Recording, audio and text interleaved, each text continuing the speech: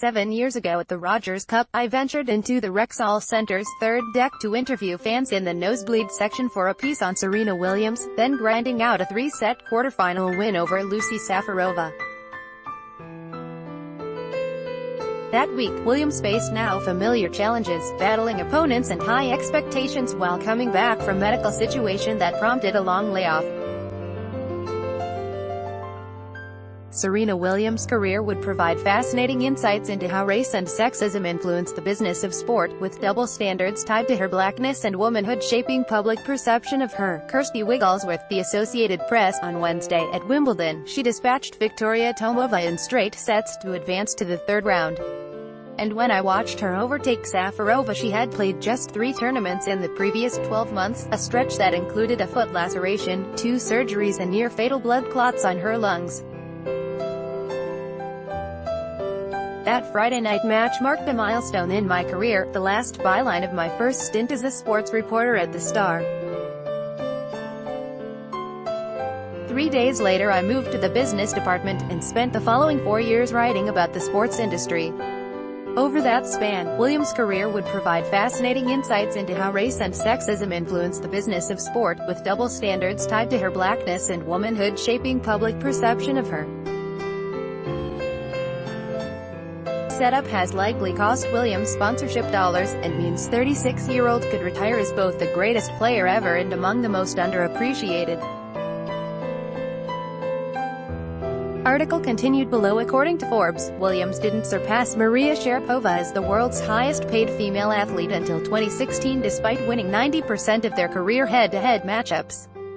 Until then, Sharapova topped the list by earning more endorsement income than any other women in sports.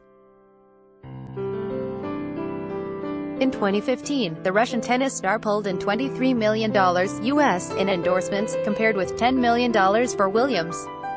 At the time, Williams at once acknowledged and dismissed racism's potential role in fattening Sharapova's endorsement portfolio at Williams' expense. If companies want to market someone who is white and blonde, that's their choice, Williams told the New York Times Magazine.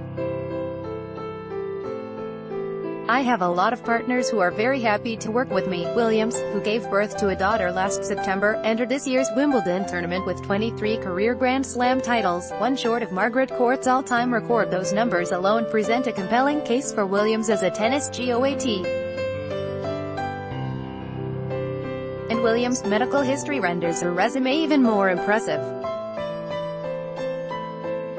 If she returns from a late career pregnancy to win even one more major, Williams should cement her legacy as the best ever, whether or not she breaks Court's record.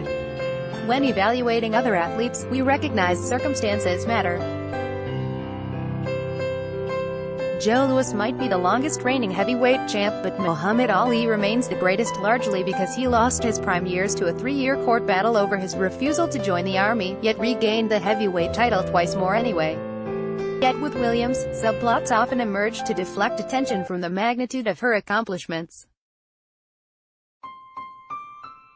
Article continued below. Often those storylines focus on her body, curvy enough to fill out catsuits, sturdy enough to withstand career-threatening health scares, and strong enough to inspire bad opinions from writers and rivals alike.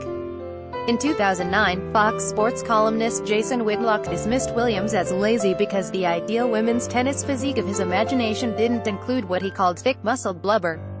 That muscle and fat are 2 different substances didn't alter his thinking, nor did the reality that Williams remained fit and strong enough to win 2 Grand Slams and finish 2009 as the WTA's top-ranked player. 2 years later, veteran columnist Greg Couch ripped Williams for a Twitter avatar that featured her wearing lingerie, arguing that posting a sexy photo weeks after a man was arrested on suspicion of stalking her suggested something about common sense and hypocrisy. Couch's blog post included a poll asking whether Williams' avatar crosses the line, but never discussed whether would-be stalkers could avoid such controversies by simply behaving themselves. And in 2015, Williams occupied the center of a New York Times story exploring body image issues in women's tennis, in which rival players maintained they chose not to emulate her musculature. "It's our decision to keep her as the smallest player in the top 10, said Tomasz Wiktorowski to the Times, referring to Agnieszka Radwańska, who he coached. because she's a woman, and she wants to be a woman. The notion that womanhood can't coexist with physical strength is as absurd as the contention that elite women's players could choose to match Williams' build and her results, but willingly sacrifice wins to appear more feminine. Nobody would believe an NFL player who claimed he could equal J.J. Watt's production but didn't want the hassle of buying new clothes to fit Watt-sized muscles. Williams, however, and similarly farcical assertions gain traction. Meanwhile, every Williams victory is also a triumph for the idea that no single perfect body type exists, and that players can tailor their games to their natural physical tools. And Williams' penchant for flaunting her physique, both in swimsuit photo shoots and the mom bod catsuit she sported at the French Open, signals to her followers that a broad cross-section of women's bodies are worth celebrating, even if only a narrow range conforms to mainstream North American beauty norms. The cheap seat dwellers I met at the 2011 Rogers Cup got the message. If you have it, you can sell it, said Williams fan Farah Kareem, who high-fived an eavesdropping stranger who agreed with her. She has this healthy body image, which is positive for young women. If you've got it, there's no use in hiding it.